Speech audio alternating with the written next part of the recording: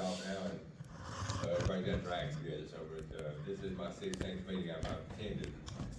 And I really enjoy going to the visits and different camps here in Arkansas. I learned that each camp is unique, you have your own certain flavor, the way they like to do things. Some camps are known as like they, take care of headstones and graveyards, cemeteries, stuff like that. Some camps are more proactive on, like, well, our camp, for instance, we do a lot of, our reunions, national and state, stuff like that. Some people, they just do a little bit of both, or reenacting camps, stuff like that, but, again, I appreciate all y'all doing with that. First of all, again, as Sons of Confederate Veterans, let's not ever lose sight that this organization is not about us. Okay, it's about our Confederate ancestors. We cannot never lose sight of that, never. In 1896, they knew they was gonna be slandered by the history, press and everybody like that. That's why they formed us, to be their voice.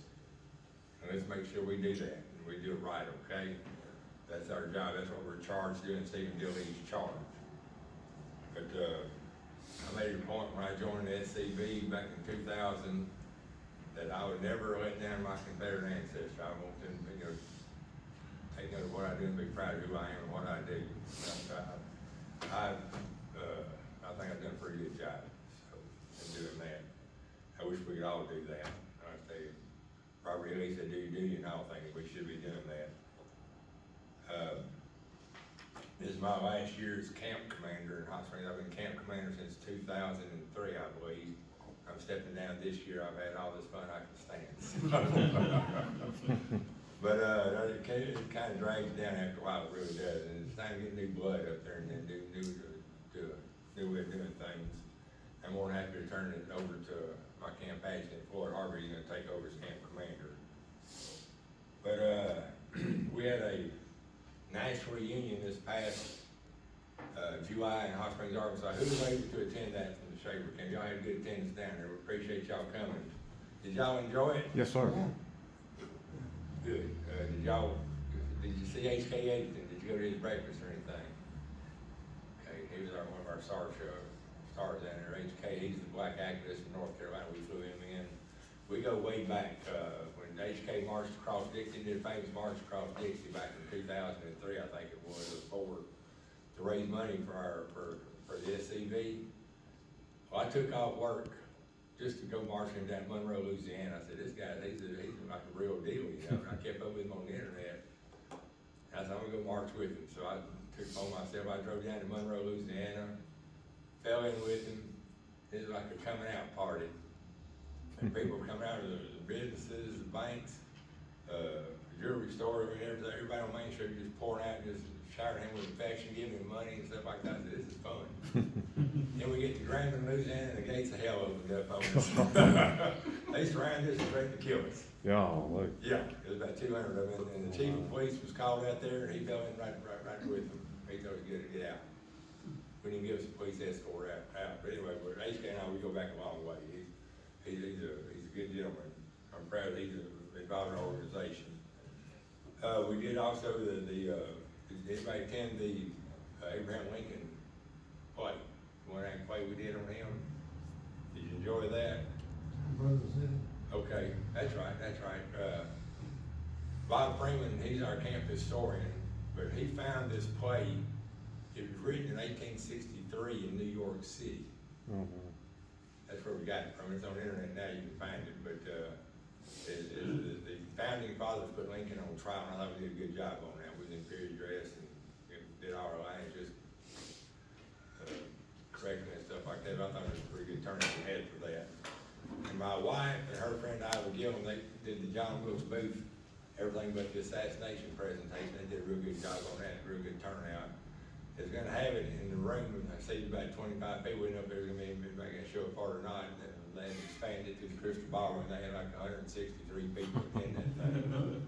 So yeah. Anyway, we enjoyed doing the reunion. I think it might be our last national reunion in Hot Springs. The only down part about the reunion in Hot Springs was the Arlington was not complete yet, they were refurnishing the whole hotel. And Fauci, he shut the whole operation down, he shut the whole country down, and that put him behind by at least a year. They should have already been through remodeling the whole thing. Yeah. But that's why that's the only downside, the front part being remodeled, you couldn't use front door and this and that, and they couldn't remodel all the rooms that they wanted to. Cause they couldn't get any help to do that. But anyway, but I thought all in all, considering the circumstances, we had a real good turnout and a real good reunion, so. Yeah. Anyway, how are y'all on your recruitment? I heard y'all had some new recruits come in. You got- We had 2 new ones 2 meetings ago, 2 meetings last one, we signed up 2 tonight. We've actually added 5 this year, 5 this year, so far. good. I know y'all had 39 members in your campaign, cause that's how many we have in Hot Springs, is 39. So we're on an even keel right there. We've lost a few Okay. this year, so. Yeah, well, we all have. But And Lloyd, another thing we do, if you've been a member of the camp for 15 years, when you get 80 years old, our camp buys you a life membership. Jimmy's getting a life membership, he turned 80. He has to pay his dues, his 80th year, and when he pays it, we pay the rest of it, and he's a lifetime member. That's a good idea. The only problem with it, they usually die about 2 years later. I have to tell you that, Jim. Oh, no. Really, you There it is. You'll just pay that $50. No, we had an ex-state trooper that was a member of this camp, John Purcell, great guy. I remember him. We had a barbecue, a chicken fry, fish fry, at a members camp, and John was there, we had presented his certificate. He died 2 months later of cancer, but he died a life member. Yeah. He was so proud of that, and it was great to be able to do that, but Well, you say when they get 80 years old? 80, if they have to be a member of a camp for 15 years. 15 years. So someone can't just join, Yeah, we're close to 80. that's a good idea. Jimmy's been a member since 94, so that barely gets under. We have, Bob Freeman would be able to go in Hot Springs, we could do that for him. Yeah. That's something too, said I never heard that, I'm glad you told me that. That's neat. Matter of fact, Danny and I are the only ones that's left of the chartered members. Ray's a charter member, but he's not active now, but When was Shaver Camp chartered? 94, In 94, sometime Keller Camp. March 28th of 94. How many members did y'all have in the charter, you remember? We had about 22. Oh, really? Oh, wow. You got pretty consistent then, cause you keep your numbers up. And we've stayed between 45 and 50 for years, but then this past year, we had some people who've been paying for years, and they just decided they didn't want to pay no more.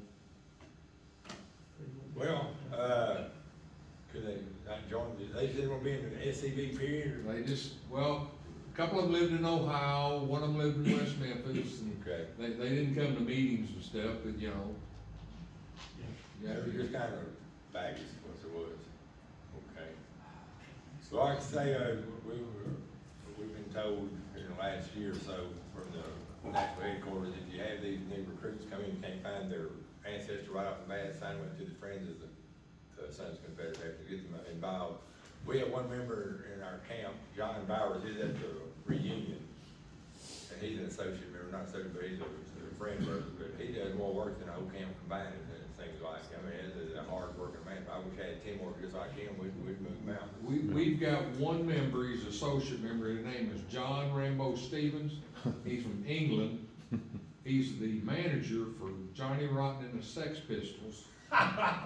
No joke, Really? no joke. His wife called and about 20 years ago, said he wanted to come to the meeting. She said, now he's got orange and green hair. I said, I don't care. I said, if he wants to come. And he's paid associate membership. He's half Irish, half English. He was a paratrooper in England. Yeah. But he supports his camp. He got Johnny Rotten to donate $1,000 to our camp, our flag project down the road here. Yeah. And he comes to our Christmas party and he donates more money to this camp than anybody else. He comes in Christmas. he has special jackets made, Lloyd, that the arms are big because he's the bouncer for Johnny Rotten. So if someone wants to fight Johnny Rotten, Yeah. he can fight him with that jacket on. Wow. And his wife wears English riding outfit with a flared breeches and the boots when she comes to it. You talking about a show, they put on a show. New. And, Y'all need to take pictures, put them on the internet. well, there is a picture of Johnny and him and, oh, what's his name, the teacher down in Florida, black guy. Oh, Go Nelson Winbush. Yeah. They done a story, you can look it up on YouTube, I think, they done a story about him, Johnny Rotten did, and it's under his Johnny Rotten something, Inc. I watched it, yeah, there's pictures of them, Nelson's holding a picture of his dad with, and they're all three holding the battle flag, Yeah. it's pretty neat. Nelson came to our national reunion in Hot Springs in 2009 at the Arlington. And we had pictures of Louis Napoleon Nelson, his grandfather. Yeah, He attended the big 50th anniversary of the 50th reunion in Little Rock. The biggest one they ever had was like Confederate Woodstock. yeah. He attended that. We had pictures. He'd never seen them before. We presented him at the reunion. He broke down crying. He was so proud of the pictures. Johnny's daughter, or Johnny's wife, or not Johnny, Rambo's wife's actually the granddaughter, or great-great-granddaughter of Jeb Bush. Or Jeb Stewart. Jeb Stewart. Wow. Well, Jeb Stewart's fourth, he passed away a couple years ago. You know, he's on the History Channel all the time. He came to Hot Springs years ago, like 2005 or 6, something like that, it's our camp. Wow, small world it It is. is. But anyway, get these people signed up with the Sons Confederate Veterans, or Friends of the Sons if you can, if you can't find their membership. And also these people just get disgruntled, I mean, every camp has dissension one time or another. If you can't get along with someone, join another camp, don't just quit, or at least join the Bonnie Blue camp or something like that, stay active. I mean, don't take feelings out, I mean, like I said, this is not about us, period, it's not about us, it's about our ancestors. We should behave ourselves better than this, Yeah. people just get mad and quit. And it's like it's an epidemic in the SEV, go from year to year. But anyway, I mean, it's not that severe, but sometimes it gets that, you think it gets that bad. But anyway, how are y'all in your visibility in the community? Y'all got good relations with the, We, at the courthouse, we got the Sons Confederate logo right by the walkway that goes in the courthouse. Next to it, the stars and bars right there. It's got mine and Ray's name underneath it as president and absent. When you walk in the courthouse, there's the SCV logo. yeah, And a couple of years ago, they had some type of thing at the courthouse. Someone from off here called the mayor and called the county judge, and they told him, said, you don't even live here, you ain't got nothing to say about our courthouse. And they called me and said, what happened? I said, is anyone else complaining? They said, no. I said, what are you gonna do? They said, nothing. But see, I MC the Veterans Day Parade, I take care of Memorial Day, I take care of Pearl Harbor Day. And so we had 12 members associated with Veterans Day that marched down Main Street on a 4 walking, and then the rest of them was on a float. well, people are getting tired of the wokeism. Yes, sir. They're on our side, we have a strong silent majority. It's in Confederate Veteran Magazine, I think under Ron Kennedy's article, they did like a poll, I think it's like 60% nationwide, 63% nationwide. We want to keep our monuments, and we got good views about us in the South. In the Southern states, it's like 83 to 90% Yes, sir. of positive ratings for us. So, Well, that's just like Virginia and what they're doing in Arlington, you know, that never came up to a vote, that's just something that Ty Sedgley decided that's what he's gonna do. And you know, and what's sad is Fraser Hughes, the one that made him big, yeah. you know, a supposed conservative site, made him kinda pro temp, I guess, for the movement. And so, not real happy about that. And, you know, I've made calls and sent emails and all that, you know, I don't think they should remove the Arlington statue. And, I've tried to get hundreds of people to do it. Well, you know, I'll say this, that's one of my lectures I do, when I travel the state, and I've been invited to give lectures. But one of my favorite ones I give is the communist supporters of Abraham Lincoln. Yep. They never left, they're still here. Mhm. So that faction, that's why we've got a centralized government now. because of that. Yeah. There's no more states' rights since when? I forgot to tell you, Lloyd, Yeah. Rambo even was down there when he was doing the Robert E. Lee thing, he went down with Ray and me to stand up and talk on behalf of Robert E. Lee Day. I got pictures at the, Confederate Monument, of Ray and me and Rambo. Okay. At Little Rock. Uh-huh. That's awesome. Y'all have a Robert E. Lee Day up here? Well, They do Pocahontas. they do it, they have a parade, Okay. and then last year, some of our members, I went to Fayetteville to give a talk.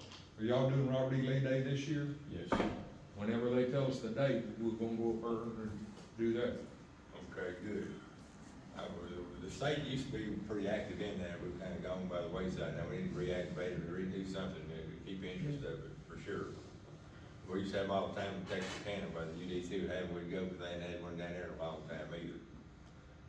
But anyway, I'll get back to your camp visibility here in the community, but y'all do have a good positive outlook with the rest of the people in town, I assume, but y'all, do you do any activities, like, you go to gun shows or county fairs or anything like that? We used to, but, we haven't been to county fairs in a while, but, Brian, helps do the one in Greene County, and he knows about the one here. Rooster's been wanting to do that, so might be able to get one up by next year, one of the places. Yeah. Well, we ran a booth at the Garland County Fair in Hot Springs. We've had tremendous support for that. We've been doing it for like, I know the last 25 years since I've been a member. We've had, and I'm not exaggerating, not one iota, we've had like a 99.5% approval rating from them. I'm not saying there's nobody that don't like it, sure. But ones that come up and talk to us and give us their support, we've had like 5 negative comments in the last 20-something years. You know, people who want it, that's how good it is. We've even won best booth at the fair. Oh, my goodness. Runner-up, yeah. So, We got probably 4 or 5 awards on best booth and a couple runner-ups too. And they tried to start trouble actually, this woke, generation, this so-called newspaper reporter, she has her own blog, she's got the purple hair and the green hair. Looks like you know what, but she tries to start trouble, and the guy who runs the fair, he says, you better leave right now. You're not welcome out here. These people have been doing this for a long time, they've not caused us any trouble at all, so you just pack your bags and go. That's something y'all should consider though, get a booth at the county fair. We've recruited members out of that too. When people say they're interested, we write their name down, get their phone number, we stay hot on the topic, you know, let's get them signed. We signed 2 of them this past year.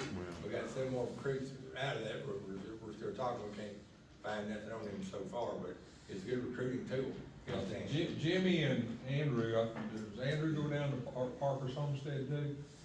Yeah. There's a place south of here, it's an antique, heritage village that this guy's put together, and used to be a member of our camp. They do it a couple of weekends a year, and Jimmy usually gets, people's names on a piece of paper, and we picked up a few members over the years and everything. Yeah. It's a pretty good event.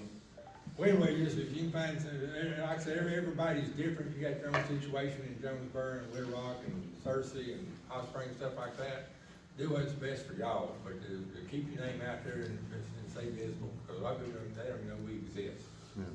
But it's a good way of getting involved in your community and showing them a good positive outlook, and we're not the people they think we are. And speaking of which, we have an I-30 flag project on Interstate 30 outside of Malvern. We were donated some land like 7 years ago to the mayor of Rockport, Arkansas, Kevin Baker. He was good friends with one of our members, Darren Hardy. He said, if you'll fly a flag, it'll be a big mega flag, I'll donate this property to you for free. It's right behind the exit 99 on I-30, right behind the exit ramp. It's on a hill. And it took us forever and a day to get this thing going. The flag's still not up yet. We had to raise money first to get it surveyed and so forth and so on. But we decided that during the first year, that's when the state legislature took the Robert E. Lee holiday away from us. The legislature got involved, we lost that fight. We said, okay, if they're gonna do that, we're gonna raise the flag in his honor. That's why we're gonna use this flag around the flagpole garden with a big main flag. It's in his honor, plus that's where Company F of the Third Arkansas Infantry was mustered in at Rockport. So it's gonna be in their honor too. So it's a win-win situation for everyone, people know that, but we're catching Billy Hellford in Hot Spring County, don't think we're not. That quorum court meeting, it was tumultuous. And, to make matters worse, the county judge and two quorum court members go to my church, and they're all against it. They go to my church. Oh, my. Yeah, the county judge goes to my church. But anyway, they've raised stink about it in the paper, and we're keeping quiet right now. But, the flag is gonna go up soon. We're just gonna put the flag pole up this past Monday, but the boom truck we got, it couldn't support it. We're putting an 80-foot flag pole up, 80 foot. It's gonna be a 20 by 20 Confederate battle flag. But we're gonna get a bigger boom truck, or otherwise it'd been sitting up Monday, but ready to go. But, this thing's been cursed from day one, don't think it hadn't been, because whatever can go wrong, it went wrong on this project, but we're still plugging away and taking care of business on it, but yeah, we hope to have it up by the end of the year. We get the boom truck up, that's all we're waiting, we got the slab board, the sleeve, everything like that. The flag pole's up there on the grounds, we've got our security cameras, we're putting lights up. But when it goes up, you're gonna know about it, it's gonna be all over Arkansas, so. But they're raising sand about it in Hot Spring County right now, but I said, well, if that's the case, we're doing something right, because Hot Spring County is just a liberal mecca, is all it is. Yeah. But anyway, I'll keep y'all posted, and we're gonna have some kind of ceremony, we're not gonna have a public ceremony. I don't want the press down there, and, I was gonna be just closed up, I'm gonna tell the SCD members that if people find out about it and come on, we can't stop them. But we're not gonna sit there and advertise it in the paper and have, trouble or up there, out down there, so. If you're not familiar with the place or where we're putting it up, it's on Interstate 30, if you're in the eastbound lane going towards Little Rock. Malvern is 98A and 98B exit. And you keep going towards Little Rock, the very next exit is 99, is the Rockport exit. So that's where it's gonna, and when you exit behind, it's gonna be on top of a hill right there. It's gonna be bad visibility on the, westbound because there's trees everywhere, trees go right in there. Yeah. But I think we're gonna have some pretty good visibility, on the eastbound side. There's a window of opportunity to see it, when you're traveling. But, we had to cut down a lot of trees, but the visibility will be excellent on Highway 270. That's where the new bypass is going to Pine Bluff. And You reckon we could get a crop duster to go with some defoliant and take care of it on the other way? Well, they're pine trees, I don't know if you can, I guess. Oh, yeah, we got some stuff that'll take care of it. I'm afraid they're gonna get some deposits put on that flag or something, so but no, it's a good idea, yes. Is it near JJ's truck stop? No, JJ's is 106. Oh, okay, This is the 99 exit. okay. Is that the Freeman, Friendship? That's No, not Rockport. Okay. Rockport. Okay, you come, you got Arkadelphia, then you got Friendship, then the, Malvern, then Rockport. Okay. There's 99 exit. But you're having excellent viewing from Highway 270, it's US 270. But anyway, we're gonna have it up soon. So, it's been a nightmare, everything could go wrong, the courthouse, you can't depend on them. They screwed the paperwork up, and, we didn't tell us it was messed up for a year, so we didn't even know it. So why you send me a letter? Well, we didn't know where, they give me the runaround, that's what they did. They're trying to stall this thing to us, but no, it's going up. So, Good, do what? good. We got the David O'Dodd coming up January the 6th. And, plus our division our division meeting will be that day. Danny, everybody would be a good guest speaker to David O'Dodd. I'm thinking about doing it myself, but if you know anybody better, I would entertain the thought.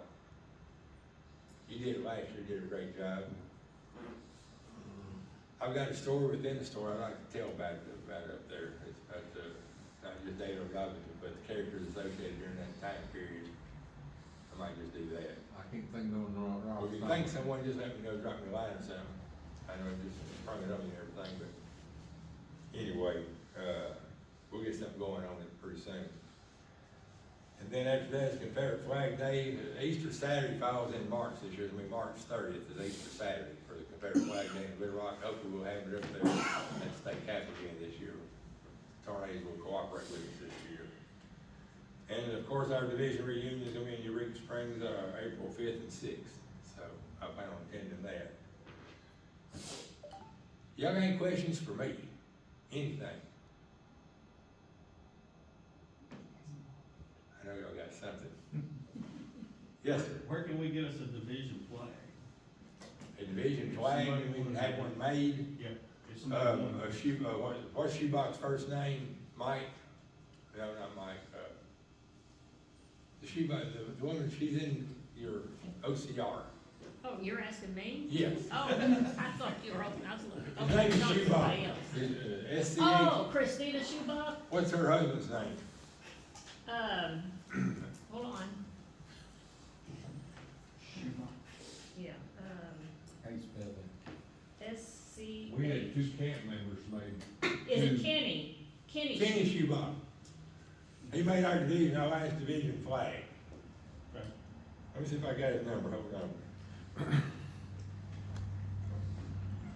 had two members, mate? Now, we had two members made it, but one of them ended up quit, and the other one ended up being a pedophile. We had to kick him out for some reason. Nice. Word. Wonderful. That's a whole nother subject. Yeah. Yeah, I remember that. He did a good job too. On what? Making the flag.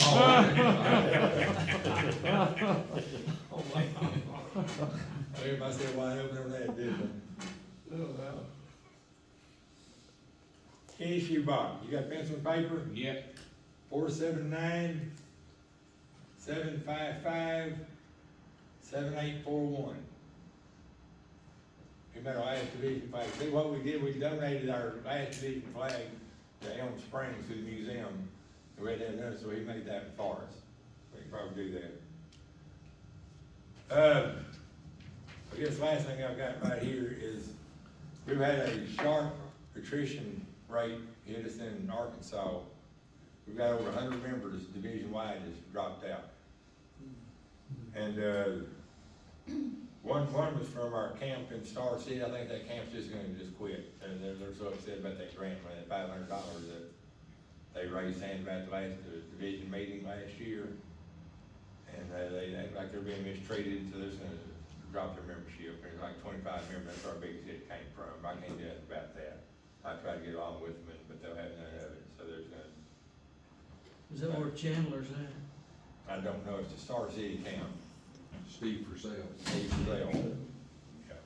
I saw him at the White Sulphur Springs Monument rededication last month, and he was in the color, not the color guard, but the artillery with the cannon and everything. I said, well, maybe, they was talking about him, and he didn't remember the Star City camp. I said, well, maybe they had changed heart. I went there and started talking to him. Nope, he's as rudimentary as he could be. But anyway, between them and Little Rock, and we had one camp that had Senator Davies in Louisville. That's like half of the people right there in Arkansas took care of it. But we had like 105, I think, the division-wide, that had to pay their dues. I'm very, very proud of Jonesboro camp. Y'all had 2 delinquents all you had. And consider everybody else, we've only had 4 camps with 0 attrition, 0. That was Corning, Harrison, Mena, and Pine Bluff. But anyway, So you got Corning there, right there's Corning. okay. Okay. I need to visit y'all. We meet the first Thursday of each month at Harold's Barbecue at the intersection of 67 and 62 at 5 o'clock. What's your telephone number and everything? My cell phone number's 870-323-0416. Ask for Mark. Yeah, my name's Mark. On Facebook, I'm John Crawford Smith. You're John Crawford Smith on Facebook. Yes, I am. Okay, wow. You're the culprit, okay? Yep. All right. He's running from the law. It's all right, when I'm running from the law, I'm Dr. Elizabeth Black.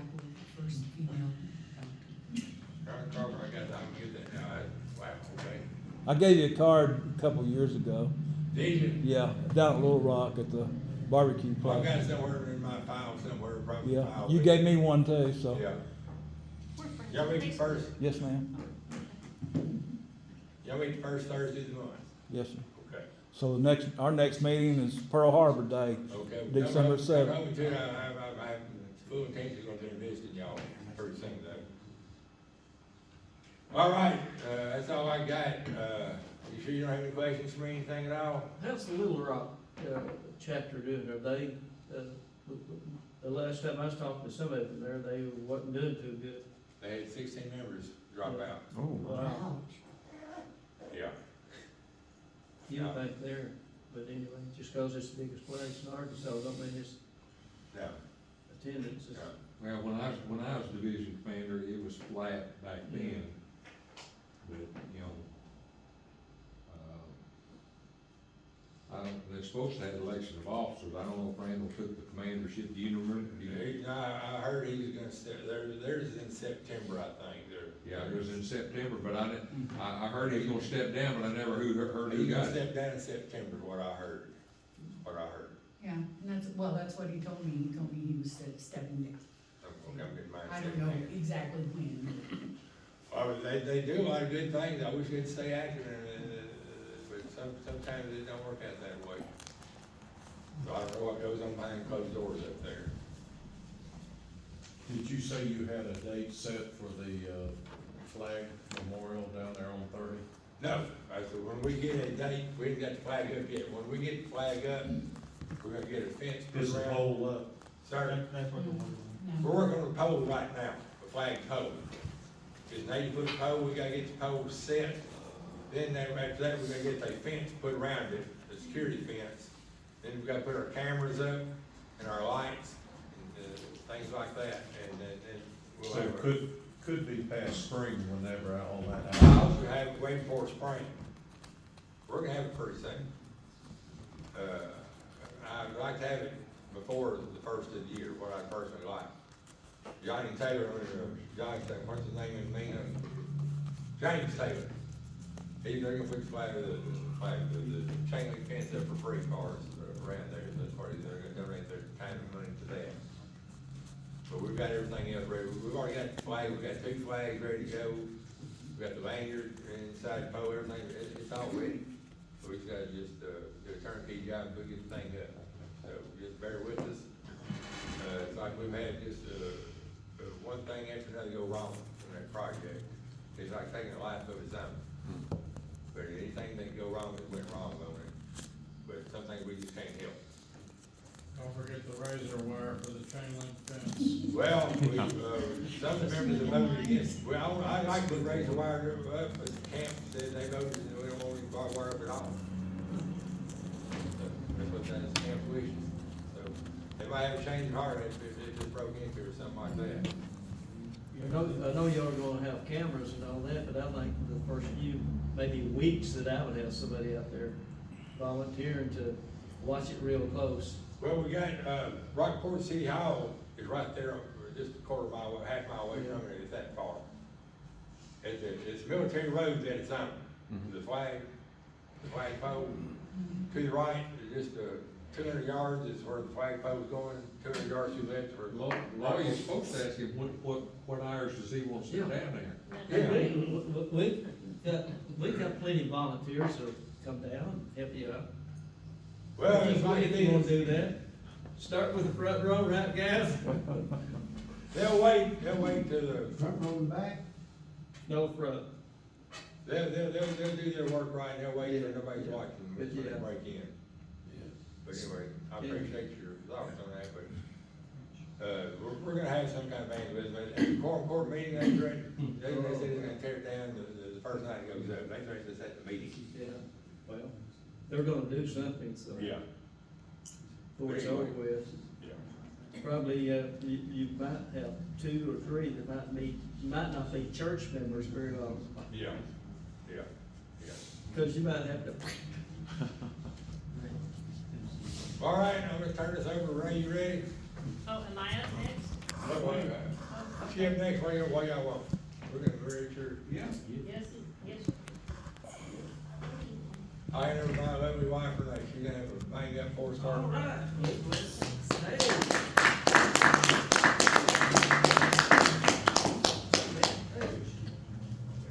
Okay, let me see if I can get this back up. Will it just automatically come up there, or do I have to do something? There you go. It's on. It is, okay. Awesome.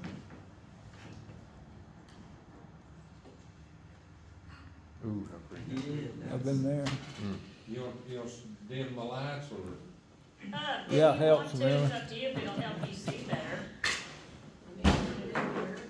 Oh, I You ever see your break overnight? Younger guy. Hold on a minute, let me make sure it's coming up here, it's doing something weird. They probably wouldn't sleep on you, that's what mine does. I wonder if that house is for rent that's up on there, man, oh man, that's a beautiful place. That's where they did Hush Hush Sweet Charlotte. Y'all remember that movie? It's doing something weird here. It's never done this before. Welcome to Jonesboro. Welcome to this room. It seems Reception like is here. Okay, let me close this out, and start all over.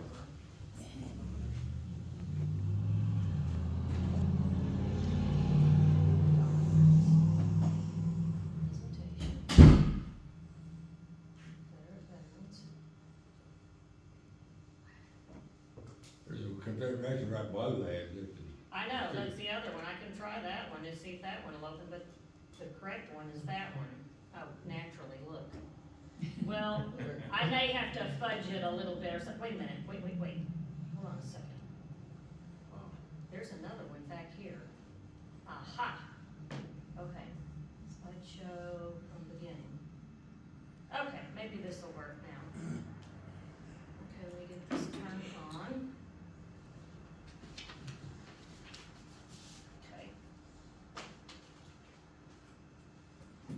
Okay, can you hear me okay? Yes, Yes. ma'am. I'll try to project my voice. Okay. So I moved from Texas approximately 3 years ago to Arkansas, and I worked at the Montgomery County Library System there. I was in the genealogy department, just to give you a little background on me, where I came from. So recently, I was contacted by a friend back in Texas about the topic I'll be speaking on tonight. I was surprised to learn she still remembered some of what I talked about from 10 years ago doing this same presentation. She was wanting to verify some of what I had talked about due to a current situation that was going on with one of the SCV camp members in her husband's camp. I told her I had thought about it over the last decade, and I kept thinking I needed to rewrite this presentation again because I had since lost the written part and I can only find the slides. I also still believe there are some important lessons to be learned here. Well, her phone call did prompt me to finally follow through and do so, and I will address more specifically what she called about in a bit. Now, I was born in 1964, which fell during the centennial of the Civil War. Those of you who may be older than me, like 10 years or more older, may remember some or even a lot of what I'll be talking about when covering those specific years.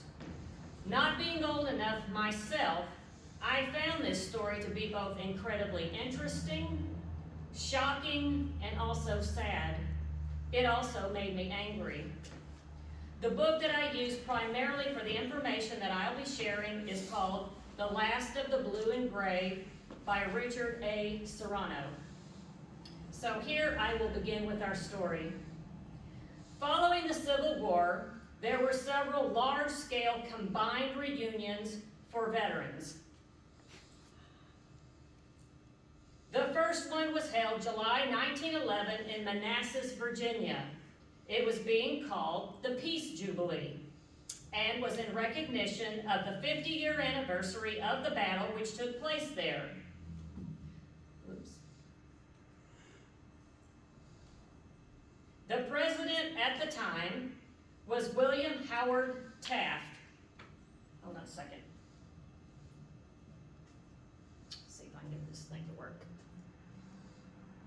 Yeah, oh shoot. Look at you. All right, hold on. Point it at your computer, not at the screen. There we go. William Howard Taft, right there. Okay. He addressed the crowd of 10,000 saying, "You who have suffered in war will appreciate what peace means," which brought applause and cheers. Some veterans cried, leaning on their wooden canes or unable to stand at all. Some raised a feeble whoop and the rebel yell.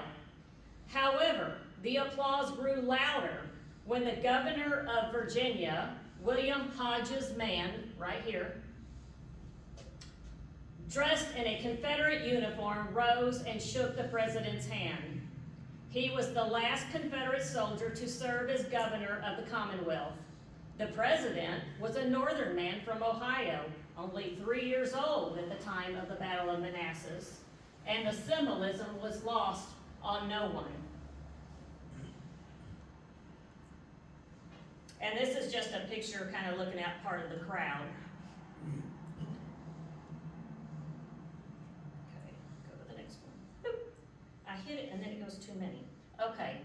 The second reunion was hosted by the North, a gathering remembering the 50th anniversary of the Battle of Gettysburg, July 1913.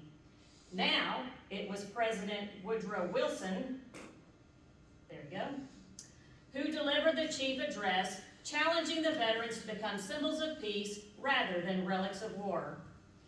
Like Taft, his remarks were not the highlight of the day. The spotlight fell on the veterans, especially when a group of Confederate veterans reenacted Pickett's charge, most with canes and walkers holding on to one another and limping across a section of the orchard and joining hands with their old adversaries in blue.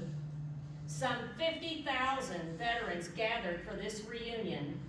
9 actually died during this reunion. The heat and humidity proving too much for some during the week-long festivities. This is the Pittsburgh Press newspaper from July 1st, and you can see the headlines, "Merciless Heat Mars Veterans Big Reunion."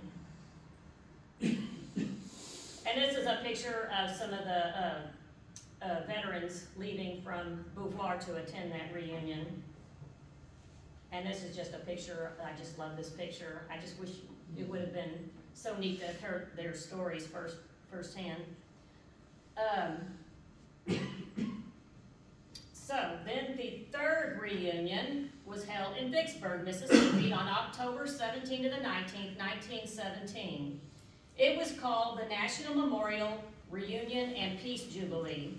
It brought together veterans of the Union Army of the Tennessee and Confederate Army of Mississippi.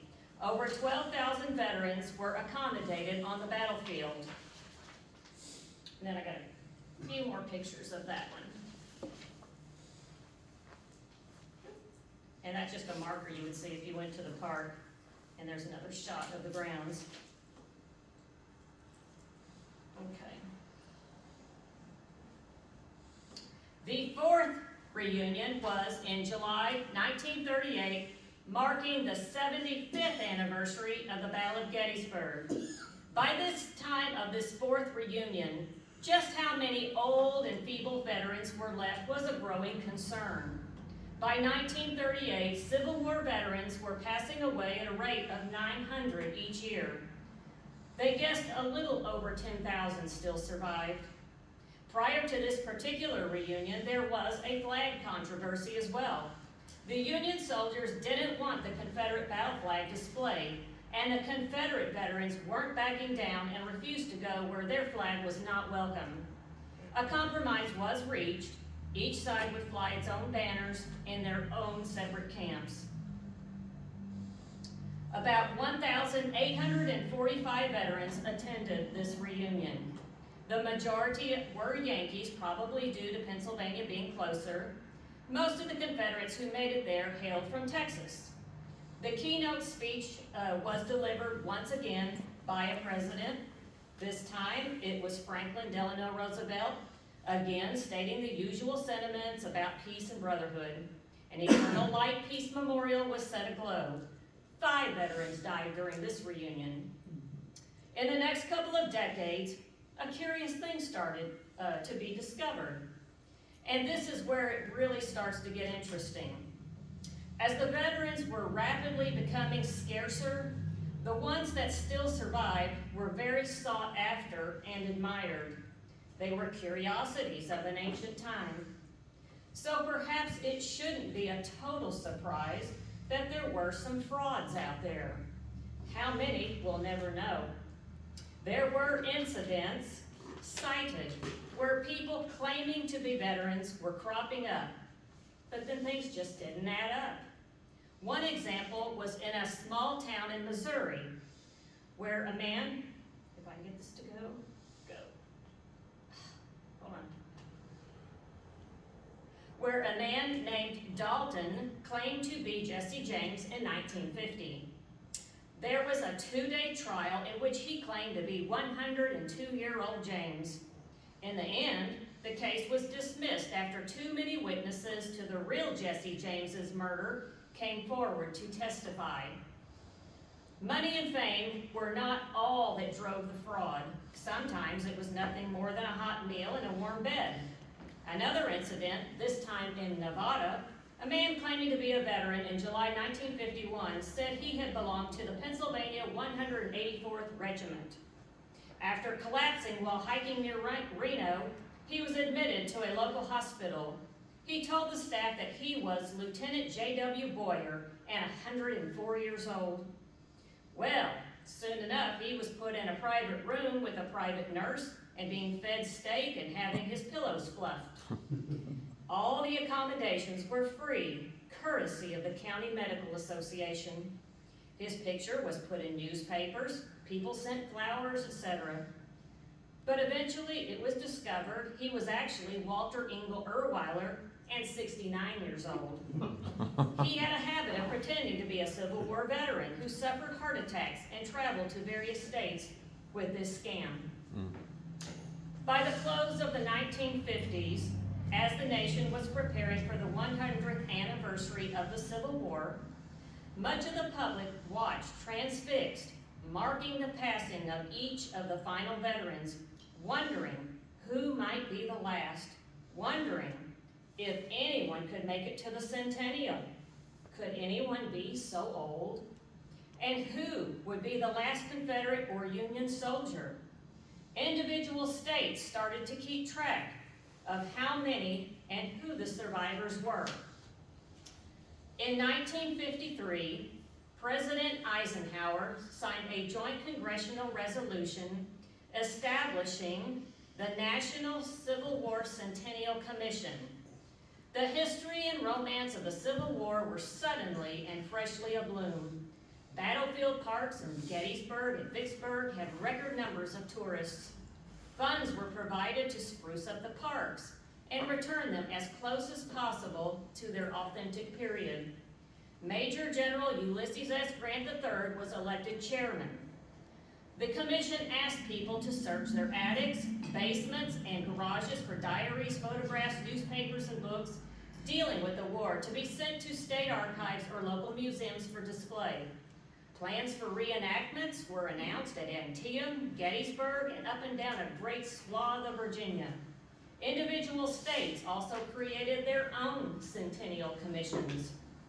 So now, to make a very long story short, the answer to finding the last veterans eventually came down to 4, including one Yankee, who was Albert Wilson, who was born February 11, 1847, and he enlisted with a Minnesota unit. He attended many reunions, and he died August 2nd, 1956. When Albert died, there was believed to still be 3 Confederate veterans remaining. They were William Allen Lundy of Florida,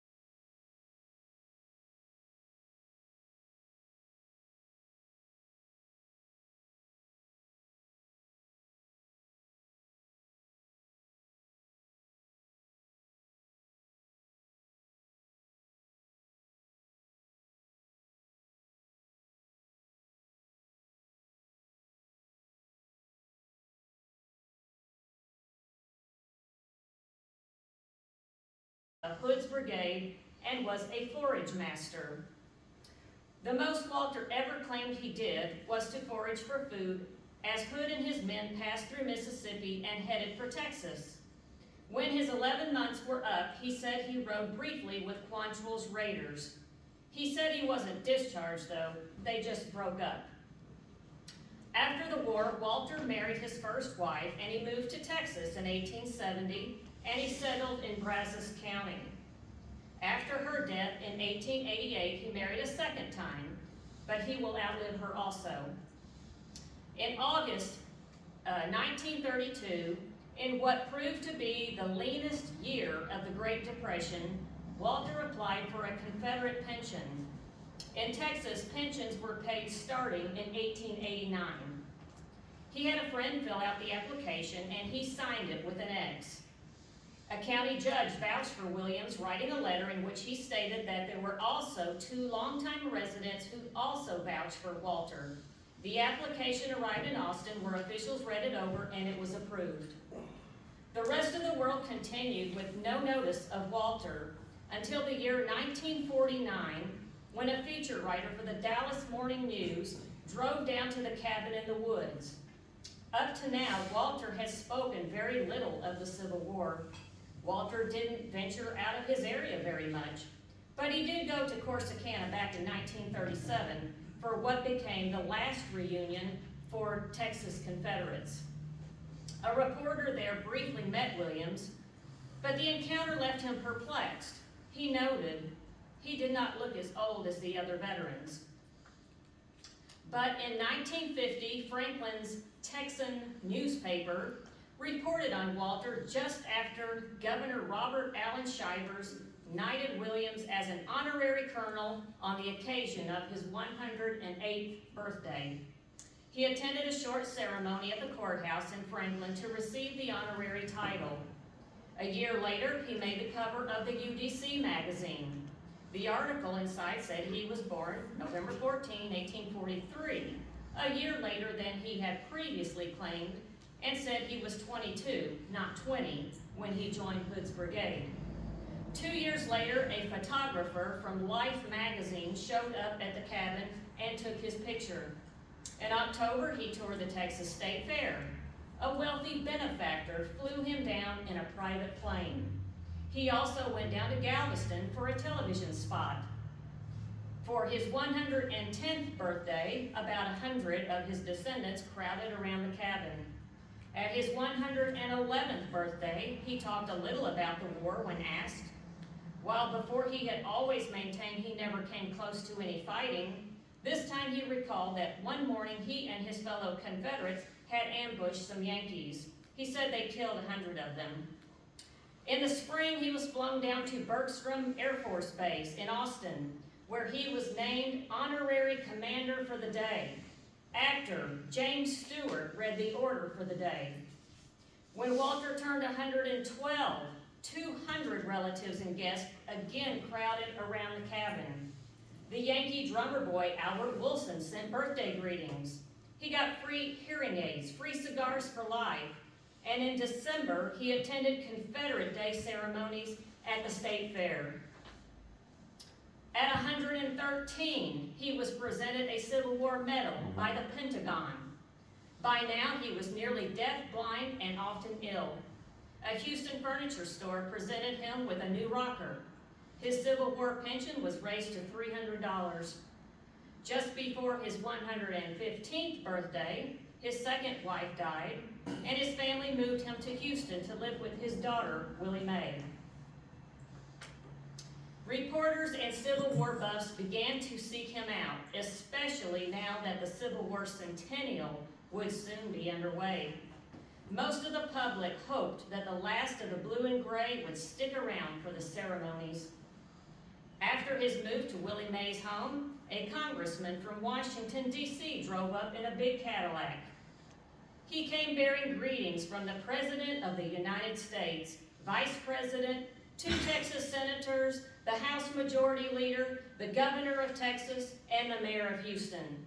He also brought a sealed frame proclamation and a 5-page speech. The congressman served as a member of the Civil War Centennial Commission. He began reading tributes honoring Walter as oldest of the 2 living survivors of the millions of soldiers of the Civil War, because at this point, Albert Wilson, the Yankee drummer boy, is still living, but he soon dies that August.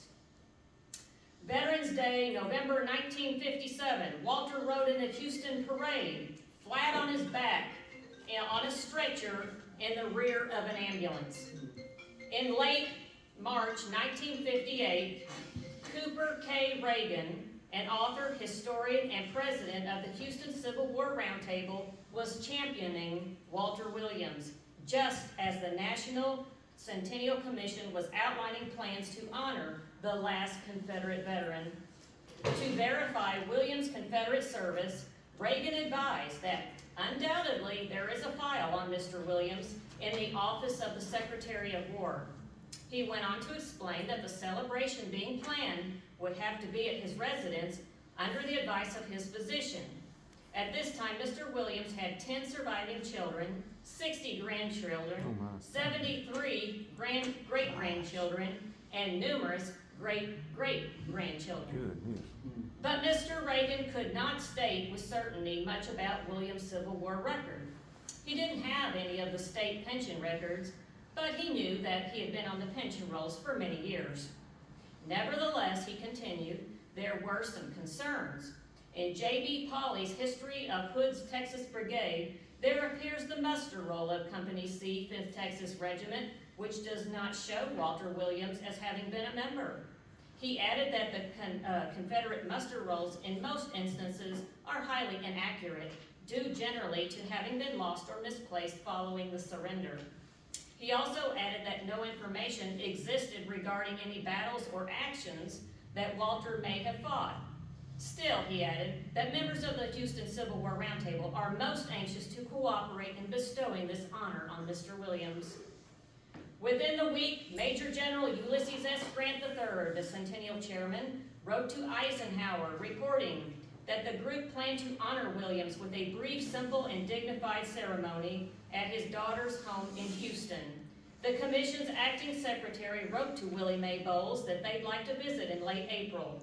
They also wrote to Walter's doctor, who in turn replied saying that they had his full support.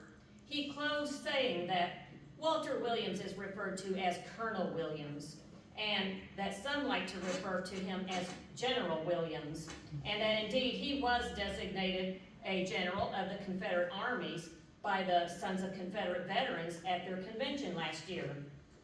So on April 26, Representative Fred Schwingle of Iowa and Captain Evan Arend, the President's naval aide, arrived bringing greetings, tributes, and scrolled certificates from dignitaries in Washington, Austin, and the mayor's office in Houston. One was signed by the President himself. It stated that Williams was being awarded an honorary membership with the Civil War Centennial Commission. President Eisenhower added an extra note stating, "It is a privilege to send personal greetings to you." The honoree never opened his eyes. More tributes followed. Life magazine featured him in their May edition with "The Last Survivor of the Civil War" as the headline. On Memorial Day, 1959, he was once again in the Houston Parade, riding in an ambulance. In June, a group calling themselves the Confederate High Command promoted him to a 5-star general. Though an honorary title, it meant he outranked Robert E. Lee. Then Walter suffered some illnesses, of which he did pull through, but it prompted the discussion about a funeral for when the time came. Frank Vandiver, a Civil War historian at Rice University and member of the Civil War Commission, wired Major General Ulysses S. Grant III in Washington and asked if there were any special instructions. A special wreath would be sent along with a White House representative. The administration also thought it not smart to favor one side over the other, and that it would be best to bestow the same honor as given to Albert Wilson when he died. All these plans were being made. Then on September 3rd, 1959, an article was published in the newspaper by a young Washington correspondent, Lowell K. Bridwell. The expose, Walter Williams of Houston, Texas, accepted by the nation as the last living link with the Civil War, is a Confederate veteran only in his memory-clouded mind. According to the article, Walter was not 117, but rather 103. And that apparently no one ever bothered to check the records in the National Archives, which contain nothing to prove Walter's claims. Turns out, he was correct.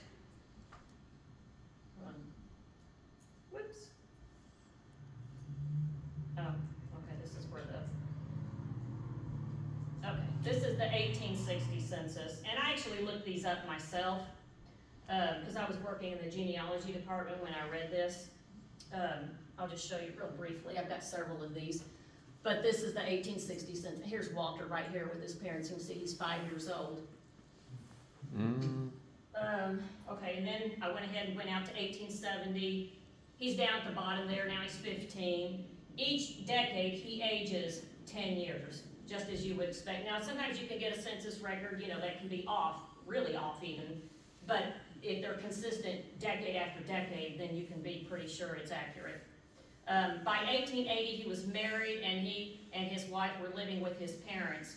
The dates are consistent decade after decade. Also, the author notes that on the 1910 census, veterans were asked whether or not they identified as Civil War veterans, and Walter does not identify himself as one. The tip came from Mrs. Opal Beckett of Miamitown, Ohio. She had called the Post and Times-Star newspaper in Cincinnati, telling them that she'd grown up on a farm about 10 miles from the Williams place near Franklin, Texas. She said Walter never served in the Civil War.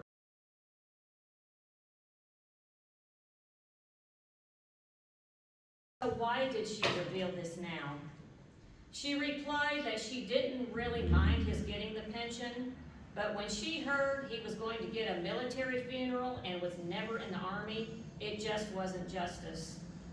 The tip was passed on to Bridwell, and he then noted that there were plans for an elaborate military funeral, and flags would be lowered to half-staff for a day of national mourning. He learned Williams was being paid a special federal pension and had been presented with a gold medal by another act of Congress. The story caught fire, and all the national papers picked up the story.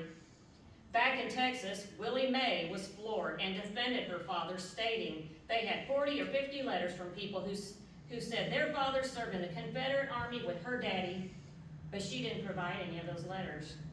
Some of the old neighbors back in Franklin believed Walter's stories and defended him, and some didn't, saying that he never mentioned anything about being a Confederate soldier until he was on the payroll. Indeed, the records show that Williams didn't seek a pension until the Depression year of 1932, although he could have been collecting for more than 30 years. Again, Texas began issuing them in 1889. In 1932, his pension was supported by 2 witnesses and a county judge who said that from what he heard around town, Walter is a very deserving old Confederate soldier. Based on those testimonials and those alone, the pension was granted. And another fact from Bridwell's story was that Williams and others undoubtedly had forgotten that Hood's famous unit was actually broken up long before Williams believed he enlisted. The SCV defended Williams with President Tom Kreigler of Macon, Mississippi, saying, "There was no doubt in our minds that Williams is a veteran. Even from the Union side, he had supporters. In fact, their fife and drum corps was rehearsing to play in Texas at the military funeral." Walter celebrated his 117th birthday on November 14th. Now remember, it's not really 117, but okay. Meanwhile, records everywhere were now being searched, but nothing to prove he was a Confederate. Willie Mae insisted that her daddy never lied about anything in his life. Then Walter died near the end of that year on December 19, 1959, and he never knew that many people did not believe his story. Tributes poured in. President Eisenhower issued a statement. Despite the serious questions raised about Williams' authenticity, he chose to ignore the public doubts. In saluting Walter, however, he or someone crossed out the word general and replaced it with Mr. in the proclamation. There was a national day of mourning. Flags were lowered. Nevertheless, most newspapers and magazines cited the scandal and questioned Walter's honesty. Time magazine was the harshest, deriding him as a phony and ridiculing Texas officials for buying into the lies. The article went on to explain that Williams was actually 5 years old when the war started. Still, others in Texas continued to support Williams in spite of evidence to the contrary. Best-selling Civil War author of the time, Bruce Catton, summed it up in an article published in Life magazine stating, "There is some question as to whether or not he actually served in the Confederate Army, but this does not really matter for whether it was he or somebody who died earlier. The last veteran has been laid away. What matters now is that the Army itself is gone." Well, 5,000 people paid their respects, passing the casket in the rotunda of the Civil Courts building in Houston. The Albert Sidney Johnston SCV camp served as pallbearers, carrying him out of the building. A 30-car motorcade started off with a crowd estimated as 25,000 pushed to see along Main Street. Now here I'm going to take a slight detour because now we're getting very close to the start of the centennial, since again, Walter dies at the end of 1959. By spring of 1960, the Civil War Centennial's theme was a centennial for all Americans. 30 commemorative postage stamps were soon to be issued. In Alabama, women sewed antebellum hoop skirts for upcoming balls and reenactments. Arkansas license plates were painted in Confederate gray and red. And then I have pictures of a few other items there from the time period. Some of you may remember these. Then, on Saturday, January 8, 1961, exactly 100 years after the Southern guns fired on the northern steamer Star of the West, church bells rang and President Eisenhower gave a rare radio address formally announcing that the Civil War Centennial would soon begin. As the centennial celebrations continued in full swing, the controversy surrounding Walter Williams continued. As records became more and more available, more people doubted, including the UDC. In 1963, Texas debated on whether or not to place a historical marker in front of the Franklin Cemetery where Walter is buried. They finally went ahead and placed it with one caveat. The inscription begins by stating Williams was reputed to have been the last survivor of the Civil War. In 1991, another Civil War historian, William Marvel, wrote an article for the Blue and Gray magazine stating, Williams was a fake and the only records lacking are those proving he participated in the Civil War. There are plenty to prove he did not. He also began studying old pension records and census data. He concluded that the last Confederate soldier was actually Pleasant Briggs Crump, the Alabama veteran and preacher. So now I'd like to take a couple of moments and share something about this deserving but overlooked veteran. He was known as Briggs and was the last living soldier to have witnessed the surrender at Appomattox. I was standing just across the road, he remembered. Then Crump took the train to Atlanta.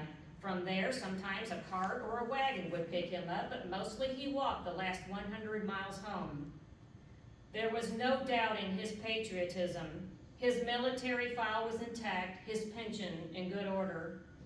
He'd served 7 months in Company A, 10th Alabama Infantry. He enlisted at age 16, and he fought at Petersburg and along the James River in Virginia. After the war, He smoked his corncob pipe and he rocked in his chair. He read his Bible 7 times over, cover to cover.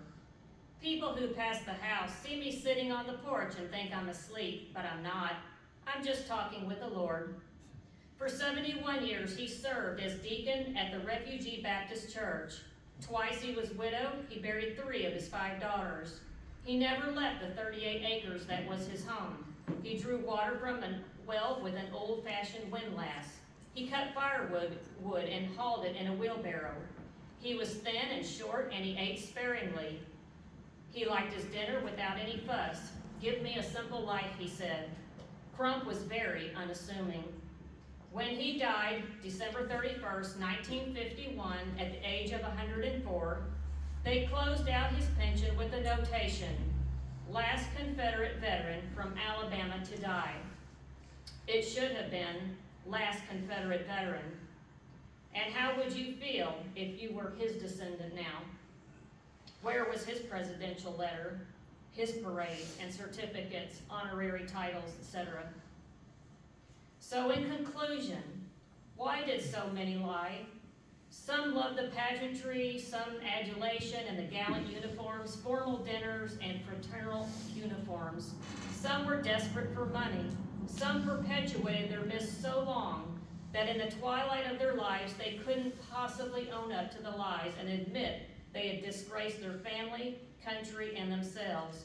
Most lied because they could. But Walter was not alone.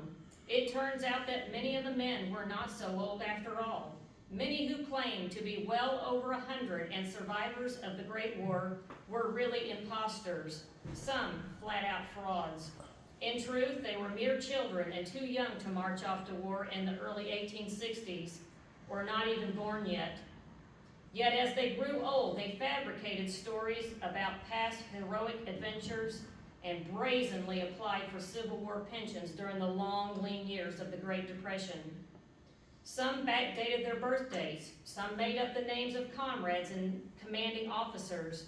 Some lied to their friends and neighbors and to newspaper and government officials. Over the years, some accepted so many accolades as Civil War veterans that they never could muster the courage or the humility to own up to the truth, even as they lay near death. Many ended up believing their own fabrications, driven by money, ego, or a craving to belong to something grand and glorious. These men defrauded a nation. They especially dishonored those who had served, like your ancestors and mine, and those who were wounded, and above all, those who had died. The last thing I wanted to mention was that at the very beginning, I spoke of a friend who was calling me concerning an SCV member in her husband's camp. She said that he was very active and he was just so proud of his ancestor and in fact had been going around giving talks about him. She said, oh, he's got a letter from President Eisenhower and newspaper articles where he was featured in the Houston parades and he was made an honorary 5-star general, outranking Robert E. Lee. I told her that it was probably all true, that he did have those things, because you guessed it, his ancestor was Walter Williams. I simply cannot stress the importance of valid documentation. It is so important. I'm sure whoever in that camp was saw all those amazing documents, and he didn't even bother to check the records. But never ever assume. Even your current ATM commander, J.C. Hanna, gave a talk in the last year or two, I heard, where he was talking about some of the high-ranking members who were turned out to not even have Confederate ancestors. So do your research or have somebody that you trust do it for you. Thank you. Thank you.